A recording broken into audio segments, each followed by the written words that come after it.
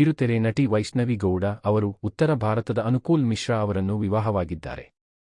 ವಿವಾಹದ ಬಳಿಕ ಅವರು ಮಂಗಳಸೂತ್ರ ಧರಿಸದಿರುವುದಕ್ಕೆ ಸಾಕಷ್ಟು ಟ್ರೋಲ್ಗಳು ಬಂದಿವೆ. ಆದರೆ ವೈಷ್ಣವಿ ಅವರು ತಮ್ಮ ಅತ್ತೆಯವರ ಕುಟುಂಬದಲ್ಲಿ ಮಂಗಳಸೂತ್ರ ಧರಿಸುವ ಸಂಪ್ರದಾಯ ಇಲ್ಲ ಎಂದು ಸ್ಪಷ್ಟಪಡಿಸಿದ್ದಾರೆ.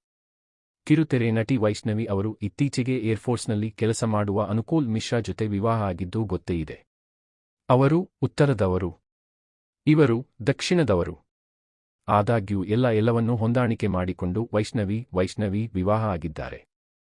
ಈ ಮೂಲಕ ಮದುವೆ ಆಗಬೇಕು ಎಂಬ ಬಹುವರ್ಷಗಳ ಕನಸು ಈಡೇರಿದೆ ಎಂದೇ ಹೇಳಬಹುದು.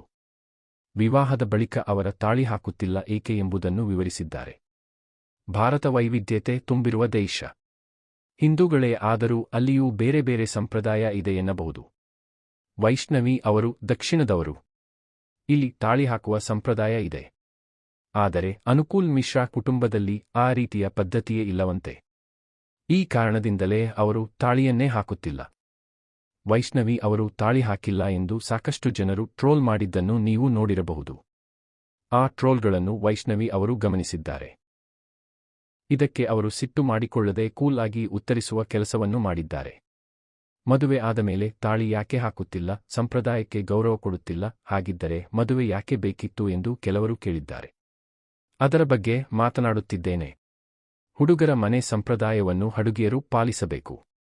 ನಾನು ಅದನ್ನೇ ಮಾಡುತ್ತಿದ್ದೇನೆ. ನಾನು ತಾಳಿ ಏಕೆ ಹಾಕುತ್ತಿಲ್ಲ ಎಂದರೆ ಅವರ ಪದ್ಧತಿಯಲ್ಲಿ ಅದು ಇಲ್ಲ ಎಂದು ವೈಷ್ಣವಿ ಅವರು ವಿವರಿಸಿದ್ದಾರೆ. ನನ್ನ ಅತ್ತೆ ತಾಳಿ ಹಾಕುವುದಿಲ್ಲ ಏಕೆ ಎಂದು ನಾನು ಕೇಳಿಲ್ಲ, ತಾಳಿ ಮುಖ್ಯ ಅಲ್ಲ ಎಂದು ಅವರು ಹೇಳಿದರು. ಆದರೆ ಇಲ್ಲಿ ಬೇರೆ ಶಾಸ್ತ್ರ ಇದೆ. ಮೂಗಿಗೆ ಚುಚ್ಚಿರಬೇಕು, ಕೈಗೆ ಗಾಜಿನ ಬಳೆ, ಒಂದು ಥ್ರೆಡ್ ಇರಬೇಕು, ಜೊತೆಗೆ ಕಾಲಿಗೆ ಉಂಗುರ ಹಾಕಿಕೊಳ್ಳಬೇಕು ಎಂದು ಅವರು ಹೇಳಿದ್ದಾರೆ.